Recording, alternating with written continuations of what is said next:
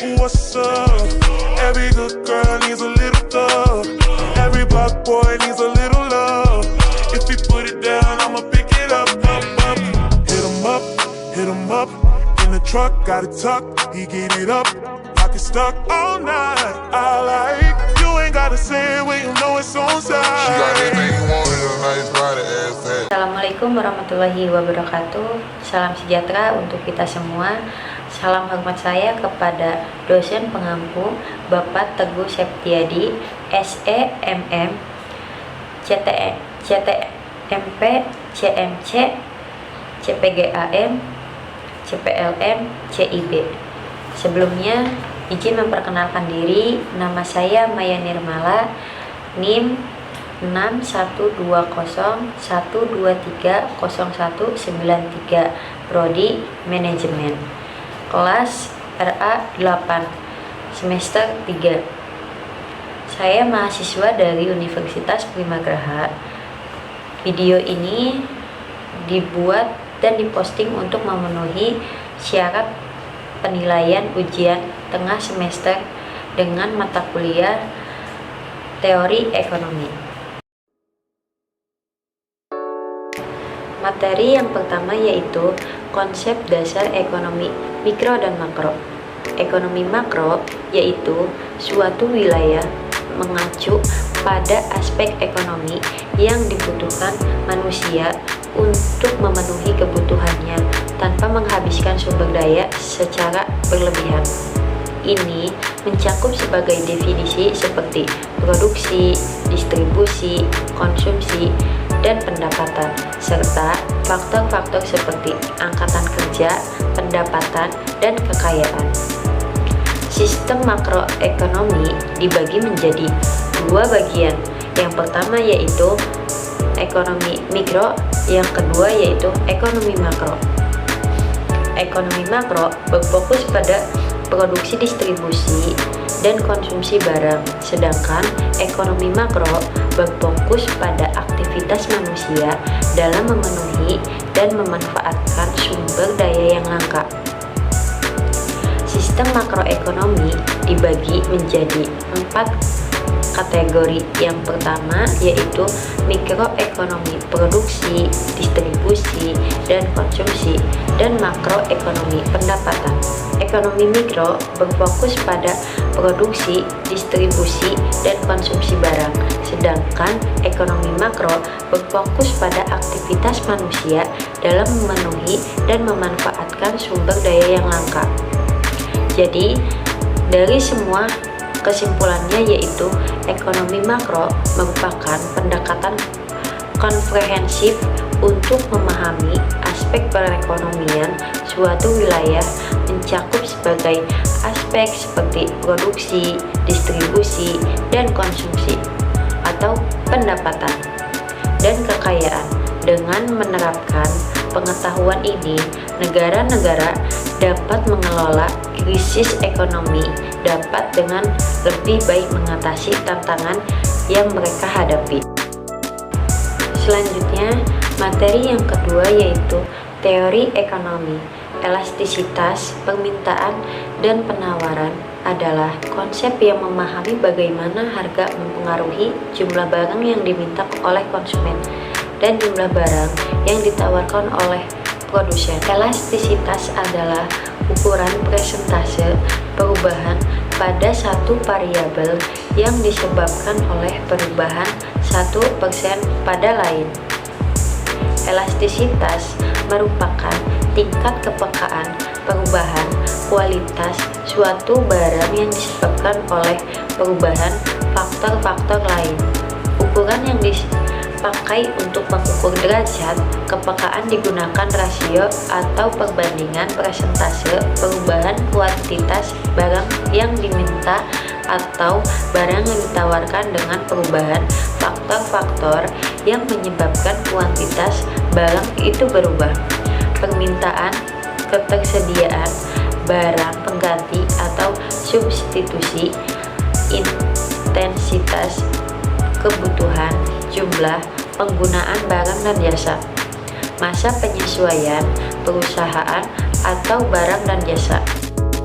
Materi yang ketiga yaitu ekonomi adalah ilmu sosial yang mempelajari tentang bagaimana individu, kelompok, dan negara mengalokasikan sumber daya terbatas untuk memenuhi kebutuhan yang tak terbatas. Teori ekonomi memainkan penting bagaimana dasar analisis yang membantu memahami, menjelaskan, dan memprediksi sebagai fenomena ekonomi. Teori ekonomi menyediakan kerangka berpikir yang dapat digunakan untuk menilai efektivitas kebijakan, optimalan alokasi sumber, dan mengatasi berbagai tantangan ekonomi. Permintaan sendiri didefinisikan sebagai keinginan konsumen untuk kembali barang yang berbeda di tingkat harga tertentu selama waktu periode tertentu. Kurva permintaan sendiri adalah grafik yang menjadi gambaran hubungan antara harga sebuah barang dengan jumlah permintaan dari barang tersebut. Jumlah permintaan yang berbeda di pasar juga didefinisikan sebagai total semua barang permintaan yang berbeda di sebagai tingkat kinerja. Permintaan perseorangan adalah permintaan sejumlah barang dan jasa pada waktu dan tingkat harga tertentu. Kurva permintaan perorangan oleh suatu komoditi dapat diperoleh dari informasi mengenai selera untuk semua barang serta keterbatasan anggaran mereka. Harga barang terdiri dari barang pengganti. Sesuatu barang dinamakan barang pengganti kepada orang lain apabila ia dapat menggantikan fungsi barang lain tersebut. Barang pelengkap. Barang pelengkap merupakan apabila sesuatu barang selalu digunakan bersama dengan barang lainnya, maka barang tersebut dinamakan barang pelengkap pada barang lain tersebut. Pendapatan para pembeli tersendiri. Barang inferior.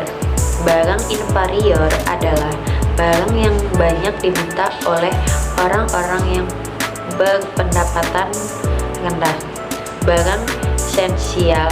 Barang esensial adalah barang penting dalam kehidupan masyarakat sehari-hari. Barang normal. Barang normal, sesuatu barang dinamakan barang normal apabila ia memahami harga yang terdapat. Selanjutnya, materi yang keempat yaitu teori ekonomi permintaan dan penawaran. Ekonomi adalah sehari-hari yang dihadapi oleh semua orang, baik individu, kelompok, pemerintahan, pengusaha, dan pejabat publik. Masalah ekonomi inilah yang mendasarkan orang melakukan kegiatan usaha dan bisnis untuk memenuhi kebutuhan dan menyelesaikan masalah ekonomi mereka. Kelangkaan sebagai sumber masalah sehingga mengakibatkan kebutuhan manusia tidak tercukupi. Masalah pokok ekonomi adalah masalah yang muncul ketika sumber daya digunakan terbatas untuk memenuhi pemerintahan.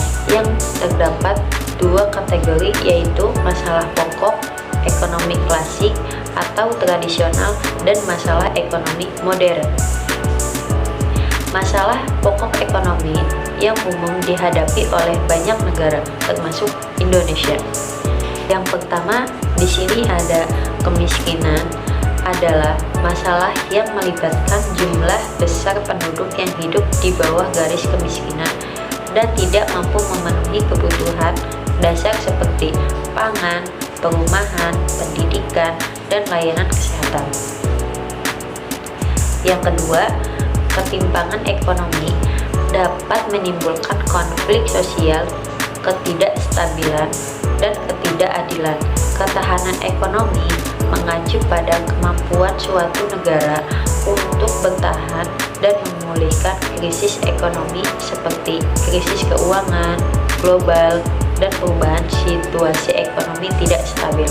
Yang ketiga yaitu akses terhadap pendidikan berkualitas dan keterampilan yang relevan dapat menjadi hambatan dalam meningkatkan kualitas tenaga kerja dan daya saing ekonomi.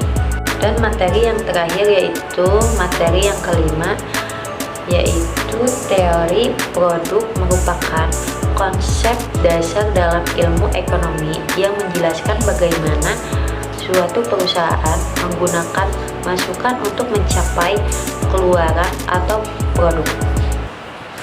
Penting bagi perusahaan untuk menentukan kombinasi input yang optimal untuk mencapai kesuksesan.